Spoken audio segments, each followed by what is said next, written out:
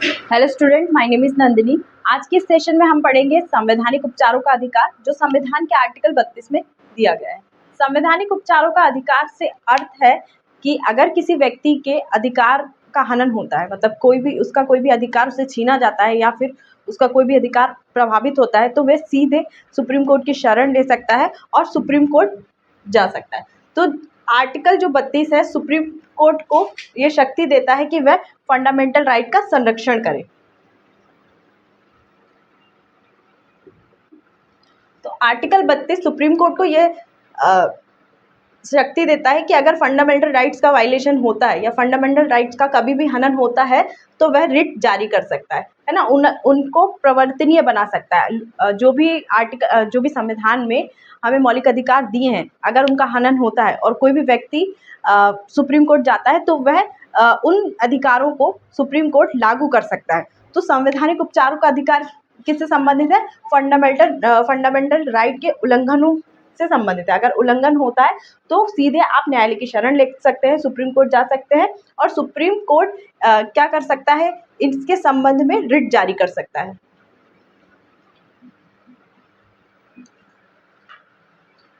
Writ जारी करके उन अधिकारों को लागू कर सकता है। ठीक है, तो इसमें सुप्रीम कोर्ट के द्वारा 5 प्रकार की रिट जारी करने की शक्ति दी गई है। आर्टिकल 32 के द्वारा सुप्रीम कोर्ट को 5 प्रकार की रिट जारी करने की शक्ति दी गई है। पहली है बंदी प्रत्यक्षीकरण। ये जो रिट जारी की जाती है, लोक अधिकारी या निजी व्यक्ति दोनों के विरुद्ध जारी की जा सकती है। बंदी प्रत्यक्षीकरण का मतलब है कि अगर किसी व्यक्ति को किसी के द्वारा, चाहे वह लोक अधिकारी हो या निजी व्यक्ति हो, उसके द्वारा अगर बंदी बना लिया जाता है, तो अब जिसको बंदी बनाया गया है वो तो डायरेक्ट सुप्रीम कोर्ट नहीं जा पाएगा, क्योंकि उसको तो बंदी बनाकर रखा गया है। तो उसकी तरफ से उसका कोई भी रिलेटिव या कोई भी जा सकता है ना, तो वो सुप्रीम कोर्ट जाएगा और सुप्रीम कोर्ट उस लोक अधिकारी या फिर निजी व्यक्ति को आदेश देगा कि जल्द से जल्द उस व्यक्ति को सुप्रीम कोर्ट के समक्ष पेश किया जाए, सुप्रीम कोर्ट के सामने पेश किया जाए। सुप्रीम कोर्ट सारा जो भी विवाद है उससे संबंधित सारे पहलू को सुनता है। उसके बाद अगर वो पाता है कि जिस व्यक्ति को बंदी बनाया गया है उसका जो आधार है वो सही नहीं है, वो पाता है कि जो बंदी बनाने का कारण है वो सही नहीं है, तो लोक अधिकारी या निजी व्यक्ति को उस व्यक्ति को स्वतंत्र करने का आदेश दे सकता है। ठीक है, तो बंदी प्रत्यक्षीकरण किसके संबंध में? अगर किसी व्यक्ति को बंदी बनाकर रखा जाता है तो वह उस व्यक्ति की तरफ से कोई भी जो उसके रिलेटिव या कोई भी सुप्रीम कोर्ट जा सकता है और सुप्रीम कोर्ट के द्वारा लोक अधिकारी या निजी व्यक्ति के विरुद्ध रिट जारी की जा सकती है। ठीक है, तो अगर मान लीजिए कि किसी व्यक्ति को लोक अधिकारी या फिर निजी व्यक्ति के द्वारा बंदी बनाया गया है, तो सुप्रीम कोर्ट केवल आपको स्वतंत्र करा देती है ना, उसका उस टाइम पे ये शक्ति रहती है कि वो स्वतंत्र करा देती है। अब आपको किडनैप किया गया है या बंदी बनाया गया है, उसका अगर कोई गलत कारण है तो उसके संबंध में अगर आप चाहते हैं कि उसी समय कार्रवाई की जाए, तो सुप्रीम कोर्ट नहीं करती है। तो इसलिए इसको जो रिट जारी करने की बंदी प्रत्यक्षीकरण या फिर संवैधानिक उपचारों के अधिकार को सुप्रीम कोर्ट का असाधारण उपचार कहा जाता है। इसे असाधारण उपचार कहा जाता है क्योंकि आप सीधे न्यायालय गए, सीधे सुप्रीम कोर्ट गए। तो अगर किसी निजी व्यक्ति, मान लीजिए किसी डॉन या फिर किसी अपराधी ने आपको बंदी बना लिया है, तो सुप्रीम कोर्ट आपको स्वतंत्र करने का आदेश दे देगा। लेकिन आप चाहते हैं कि उस किडनैपिंग की उस व्यक्ति को उसी टाइम पे सजा दी जाए, तो ऐसा नहीं होता। उसके लिए आपको प्रोसेस फॉलो करनी पड़ेगी, जो भी विधि है उसको फॉलो करना पड़ेगा, मुकदमा आपको करना पड़ेगा, है ना, पुलिस स्टेशन जाके उसके खिलाफ आपको शिकायत दर्ज करनी होगी, मुकदमा करना होगा। उसके बाद जो प्रोसेस होती है उसके थ्रू उसको जो सजा दी जाएगी। लेकिन केवल जो संवैधानिक उपचारों के तहत जो बंदी प्रत्यक्षीकरण का आदेश है, रिट जारी करने के टाइम पे केवल रिट जारी की जाती है और आपको स्वतंत्र कराया जाता है, ताकि आपका जो फंडामेंटल राइट है वो फिर से बहाल हो जाए। ठीक है, तो ये था बंदी प्रत्यक्षीकरण। ये किसके विरुद्ध होती है? लोक अधिकारी मतलब कि जो राज्य, आर्टिकल 12 में दिए गए राज्य के अधीन कोई भी अधिकारी, जैसे जिला अधिकारी, है ना, जिलाधिकारी, गवर्नमेंट जो भी राज्य के मतलब गवर्नमेंट के पद पर, है ना, कोई भी गवर्नमेंट अधिकारी हो सकता है, गवर्नमेंट सर्वेंट हो सकता है, वो, है ना, प्राइवेट अधिकारी नहीं, जो प्राइवेट संस्थाओं में काम करने वाले नहीं, जो आर्टिकल 12 में दी गई राज्य की परिभाषा के अंतर्गत जो भी राज्य के अधीन जो भी व्यक्ति कार्य करता है, उस व्यक्ति के खिलाफ रिट जारी की जा सकती है और निजी व्यक्ति के खिलाफ भी जारी की जा सकती है। ठीक है, तो इस लोक अधिकारी के दो अपवाद हैं, किस किस के? राष्ट्रपति और राज्यपाल। सुप्रीम कोर्ट राष्ट्रपति और राज्यपाल के विरुद्ध बंदी प्रत्यक्षीकरण की रिट जारी नहीं कर सकता। ठीक है, तो पहली रिट ये थी। 5 प्रकार की रिट हम पढ़ेंगे इस सेशन में। पहली थी बंदी प्रत्यक्षीकरण। नेक्स्ट जो रिट है वो है परमादेश।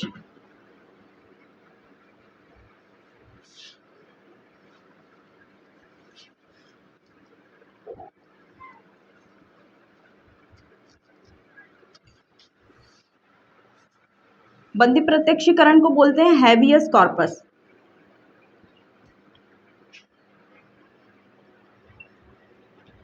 बस, और परमादेश को बोलते हैं मैंडेमस।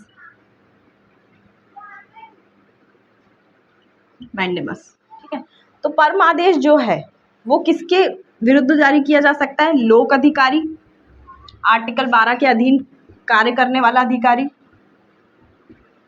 आर्टिकल 12 के संबंध में जो राज्य है, राज्य के अधीन कार्य करने वाले अधिकारी के विरुद्ध जारी की जा सकती है, या अधीनस्थ न्यायालय।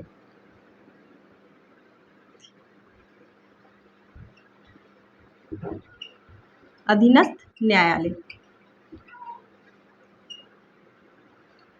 अधीनस्थ न्यायालय मतलब डिस्ट्रिक्ट कोर्ट की संबंध में सुप्रीम कोर्ट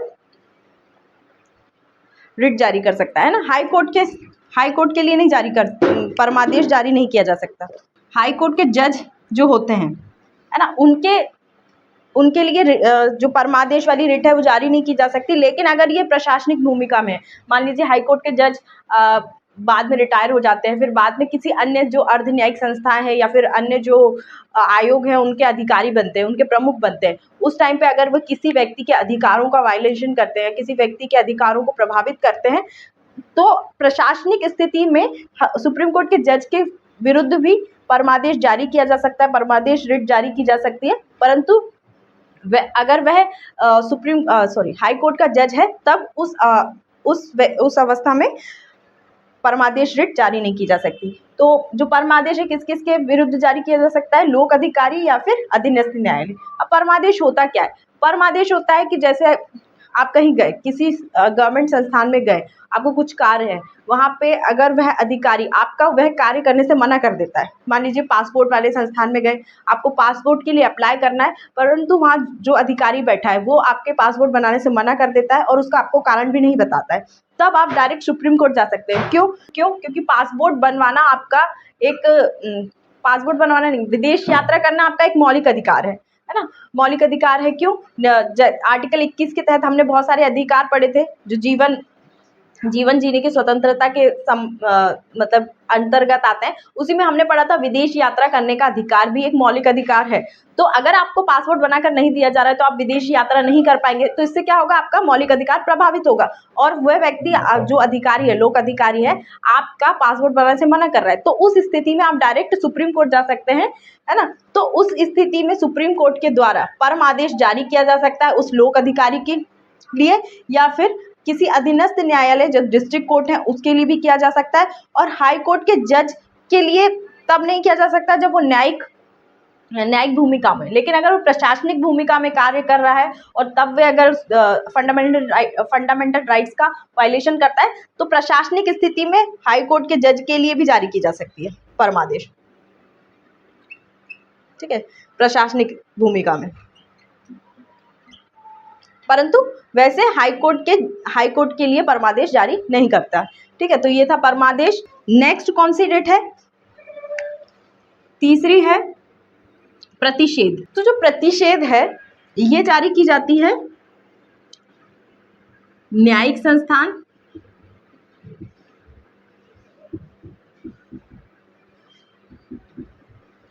संस्थान और अर्ध न्यायिक संस्थान, जुडिशरी बॉडी और क्वासी जुडिशरी बॉडी।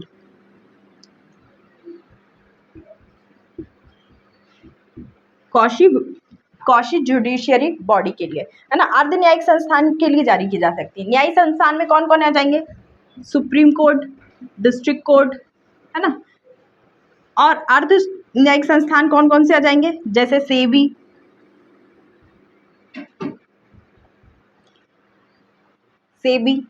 है ना।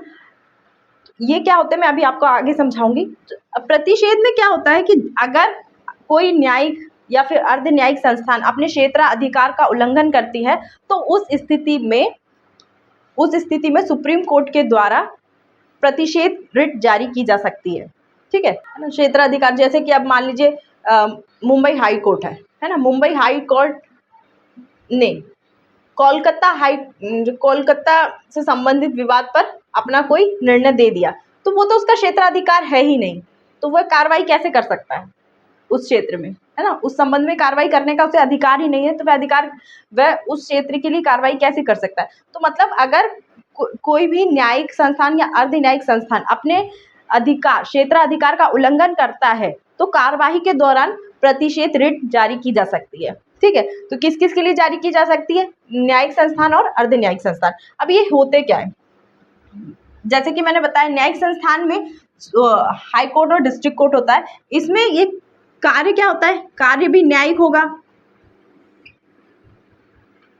कार्य भी क्या है? न्यायिक। और जो व्यक्ति इस कार्य को कर रहा है वो व्यक्ति भी क्या है? न्यायिक है। न्यायिक है मतलब वो जज है, सुप्रीम कोर्ट हाई कोर्ट का जज है, तो व्यक्ति भी न्यायिक है, तो वो न्यायिक संस्थान होगी। अर्ध न्यायिक संस्थान मतलब उस अर्ध न्यायिक संस्थान कार्य उसका न्याय करना ही है, चाहे वो किसी से भी संबंध में हो। जैसे भी शेयर मार्केट में अगर कोई विवाद होता है, अगर कोई कंपनी कोई घोटाला करती है, तो उससे संबंधित न्याय करने का अधिकार किसको है? सेबी को है। लेकिन वो एक अर्ध न्यायिक संस्थान है, क्योंकि वहां पर जो अधिकारी है, जो उसका हेड है, सेबी का हेड होता है, वो न्यायिक अधिकारी नहीं होता है। ठीक है, उसका जो प्रमुख है वो न्यायिक अधिकारी नहीं होता है, वो गैर न्यायिक होता है, पर इसका कार्य न्याय करना ही है, तो वह परंतु इसलिए वो क्या हो जाएगी? अर्ध न्यायिक संस्थान। तो प्रतिषेध जो रिट है वह अर्ध न्यायिक संस्थान है, न्यायिक और अर्ध न्यायिक संस्थानों के लिए जारी की जा सकती है। ठीक है, और ये कब की जाएगी? जब वो कार्यवाही चल रही होगी। कब जारी किया जाएगा ये प्रतिषेध? जब सुप्रीम मतलब हाई कोर्ट या फिर अर्ध न्यायिक संस्थान या सेबी में वह केस चल रहा होगा, वो कार्यवाही चल रही होगी, उस टाइम पे ये रिट जारी की जा सकती है। ठीक है, नेक्स्ट जो है वो है नेक्स्ट उत्प्रेषण। उत्प्रेषण भी अर्ध न्यायिक न्यायिक या अर्ध न्यायिक संस्थान के लिए जारी की जाती है।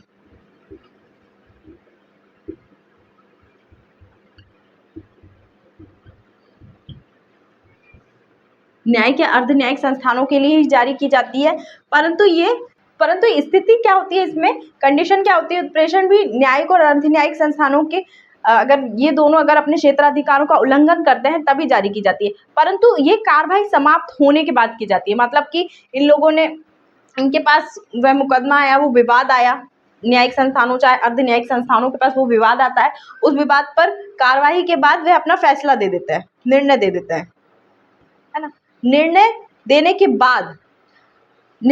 के बाद अगर सुप्रीम कोर्ट को ऐसा लगता है कि फंडामेंटल राइट्स का वायलेशन हो रहा है, तो वह सुप्रीम कोर्ट क्या जारी कर देगा? रिट जारी कर देगा, उनके उत्प्रेषण रिट जारी कर देगा।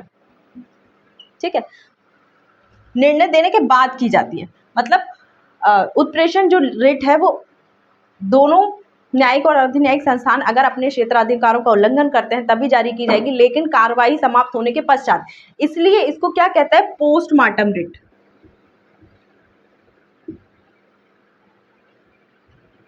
पोस्टमार्टम रिट, है ना।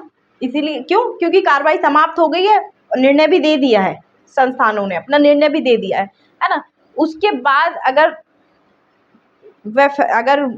कोई संवैधानिक उपचारों के तहत कोई व्यक्ति सुप्रीम कोर्ट में जाता है कि फंडामेंटल राइट्स का वायलेशन हुआ है, और इस स्थिति में निर्णय देने के बाद भी रिट जारी की जा सकती है। ठीक है, तो ये था उत्प्रेषण। जैसे मान लीजिए मैंने जैसे अभी बात की सेबी की, सेबी का कार्य क्या है? जो शेयर मार्केट है, शेयर मार्केट का रेगुलेशन करना, और अगर शेयर मार्केट में जो भी लिस्टेड कंपनी है अगर वह गाइडलाइंस का उल्लंघन करती हैं, किसी भी प्रकार से नियमों का उल्लंघन करती हैं, तो उसके संबंध में विवादों को सुलझाना और उन पे न्याय करना। लेकिन ये केवल शेयर मार्केट की उसको शक्ति प्राप्त है, शेयर मार्केट जो शेयर बाजार है उससे संबंधित शक्ति प्राप्त है। अब मान लीजिए कोई और उसका जैसे कोई और ही डिपार्टमेंट है, जैसे टेलीकम्युनिकेशन है, दूरसंचार विभाग है, अगर उससे संबंधित कोई विवाद उठता है, उसमें कोई विवाद उठता है, उसमें कोई न्याय देने का अधिकार सेबी को नहीं है ना, सेबी को नहीं है, लेकिन फिर भी ये उस पर अपना कार्रवाई कर रही है, मतलब फिर भी ये जांच कर रही है, कार्रवाई कर रही है ना, उस व्यक्ति को उसके संबंध में निर्णय सुना रही है ना। तो ये तो टेलीकॉम जो है वो जो सेबी का वो अधिकार नहीं है, तब इस संबंध में सुप्रीम कोर्ट क्या कर सकता है? उत्प्रेषण रिट जारी कर सकता है। ठीक है, फिफ्थ कौन सी है? अधिकार प्रक्षा। नेक्स्ट है अधिकार प्रक्षा।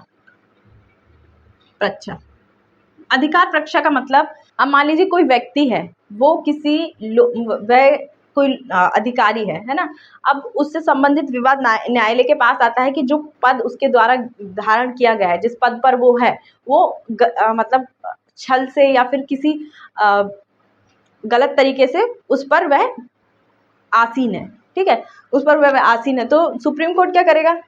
जांच करने का आदेश देगा, और वह है ना, और व्यक्ति अपना पद पर अपना दावा साबित करेगा, और वो दावा साबित नहीं कर पाया, वह अधिकारी अपने पद पर अगर दावा साबित नहीं कर पाया, तो सुप्रीम कोर्ट उस व्यक्ति को, उस अधिकारी को उस पद से हटा देगा, है ना, उसके जो भी अधिकार हैं पद से संबंधित को सबको समाप्त कर देगा। इसी को क्या बोलते हैं? अधिकार प्रक्षा।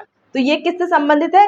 पद के दावे से संबंधित, किसी अधिकारी के पद से दावे।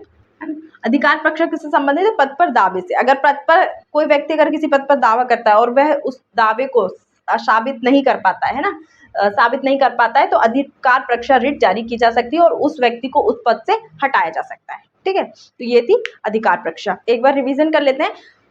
आर्टिकल 32 क्या कहता है? संवैधानिक उपचारों का अधिकार, मतलब कि अगर किसी भी व्यक्ति के फंडामेंटल राइट्स उनका हनन होता है, तो वह डायरेक्ट सुप्रीम कोर्ट जा सकता है, सुप्रीम कोर्ट की शरण ले सकता है, और उसके संबंध में सुप्रीम कोर्ट रिट जारी कर सकता है। कितने प्रकार की रिट जारी कर सकता है? 5 प्रकार की। कौन कौन सी? बंदी प्रत्यक्षीकरण, परमादेश, प्रतिषेध, उत्प्रेषण और अधिकार प्रक्षा। ये 5 प्रकार की रिट सुप्रीम कोर्ट के द्वारा जारी की जा सकती है ना, तो जारी की जा सकती है, 5 प्रकार की रिट जारी की जा सकती है।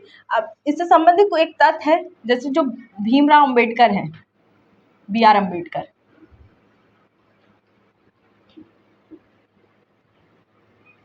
इन्होंने संवैधानिक उपचार के अधिकार, मतलब आर्टिकल 32 को संविधान की आत्मा कहा है।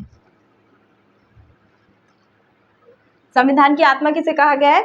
संवैधानिक उपचारों के अधिकार को संविधान की आत्मा कहा है किसने? भीमराव अम्बेडकर ने। और अगर ये क्वेश्चन आता है कि संविधान की आत्मा किसे कहा गया है, तो वह प्रस्तावना को कहा गया है। लेकिन अगर ये क्वेश्चन आता है भीमराव अम्बेडकर ने किसे संविधान की आत्मा कहा गया है, तो हम उसको क्या आंसर टिक करेंगे? संवैधानिक उपचारों के अधिकार को। ठीक है, देखो सुप्रीम कोर्ट के साथ हाई कोर्ट को भी रिट जारी करने का अधिकार है ना। सुप्रीम कोर्ट को कितने 5 प्रकार की रिट जारी कर सकता है, उसी प्रकार हाई को भी 5 प्रकार की रिट जारी कर सकता है। सुप्रीम कोर्ट केवल फंडामेंटल राइट्स के वायलेशन पर रिट जारी करता है ना। जो 5 प्रकार की रिट जारी की जाती है सुप्रीम कोर्ट के द्वारा आर्टिकल 32 के अनुसार, तो वो केवल फंडामेंटल राइट्स के वायलेशन पे की जाती है। और आर्टिकल इससे संबंधित है 32, आर्टिकल 32 संवैधानिक उपचारों का अधिकार। लेकिन अगर सुप्रीम कोर्ट के द्वारा रिट जारी की जाती है, तो वह आर्टिकल 256 के तहत की जाती है। और जो हाई कोर्ट है वह फंडामेंटल राइट्स के साथ जो अन्य राइट्स होते हैं, अन्य अधिकार, उनके वायलेशन पे, उनके हनन पर भी रिट जारी कर सकता है। तो जो सुप्रीम कोर्ट है उसका जो अधिकार है रिट जारी करने के संबंध में थोड़ा सा व्यापक है। ठीक है, जैसे कानूनी अधिकार हैं, बहुत सारे अधिकार दिए गए। जैसे मैंने आपको पढ़ाया कि कौन कौन से अधिकार हमें दिए गए, कौन कौन से अधिकार, कितने प्रकार के अधिकार होते हैं। मौलिक अधिकार जो केवल 12 से 35 के बीच में संविधान में वर्णित है। भाग 3 में, वह मौलिक अधिकार है। और संविधान में कहीं और जो अधिकार दिए गए हैं, संविधान में भाग 3 के अलावा जो अधिकार दिए हैं उन्हें संवैधानिक अधिकार बोलते हैं। उनके वायलेशन पे रिट जारी करने का अधिकार किसको है? हाई कोर्ट को, और आर्टिकल 256 के तहत। ठीक है, तो सुप्रीम कोर्ट भी 5 प्रकार की रिट जारी कर सकता है आर्टिकल 32 के तहत, है ना, लेकिन केवल फंडामेंटल राइट्स के वायलेशन पर। लेकिन जो हाई कोर्ट है इसका जो क्षेत्राधिकार है इससे थोड़ा व्यापक है ना। इसमें लिख सकते हैं कि रिट जारी करने के संबंध में हाई कोर्ट का जो क्षेत्राधिकार है व्यापक है ना, और वह फंडामेंटल राइट के साथ अन्य अधिकारों के संबंध में भी रिट जारी कर सकता है। इसका जो उद्देश्य है वो ये नहीं है कि सुप्रीम कोर्ट को मतलब सुप्रीम कोर्ट को हाई कोर्ट को वरीयता देना सुप्रीम कोर्ट के ऊपर। इसका उद्देश्य केवल ये है कि प्रत्येक जो अन्य अधिकार हैं उनके संबंध में रिट जारी कर कर, और जैसे अगर सुप्रीम कोर्ट के पास कोई व्यक्ति जाता है ना, और अगर किसी व्यक्ति के फंडामेंटल राइट्स का वायलेशन होता है और वह व्यक्ति सुप्रीम कोर्ट जाता है और सुप्रीम कोर्ट पाता है कि हाँ व्यक्ति का सच में ही अधिकारों का हनन किया जा रहा है, तो सुप्रीम कोर्ट रिट जारी करने के लिए बाध्य है। वो किसी मतलब कोई भी बहाना बनाकर कोई विधि का तर्क देकर, अन्य तर्क देकर रिट जारी करने से मना नहीं कर सकता। कौन? Supreme court. वही हाई कोर्ट है ना, अन्य विधियों को सामने रखकर है ना रिट जारी करने से मना कर सकता है, अगर वो ये भी पाता है कि हाँ सच में ही फंडामेंटल राइट्स का वायलेशन हो रहा है, फिर भी वह रिट जारी करने से मना कर सकता है हाई कोर्ट, परंतु सुप्रीम कोर्ट बाध्य है रिट जारी करने के लिए। ठीक है, इसलिए सुप्रीम कोर्ट को फंडामेंटल राइट्स का क्या कहा जाता है? संरक्षक कहा जाता है। जो संरक्षण प्रदान किया जाता है फंडामेंटल राइट्स को, वो मेनली सुप्रीम कोर्ट के द्वारा प्रदान किया जाता है। ठीक है, तो ये था संवैधानिक उपचारों का अधिकार। अगर इससे संबंधित नोट्स आपको चाहिए तो आप हमारे टेलीग्राम ग्रुप को ज्वाइन कर सकते हैं या हमारे व्हाट्सएप ग्रुप को फॉलो कर सकते हैं। अगर ये वीडियो आपको पसंद आई तो इसे लाइक कर सकते हैं और हमारे चैनल को सब्सक्राइब कर सकते हैं। Thank you.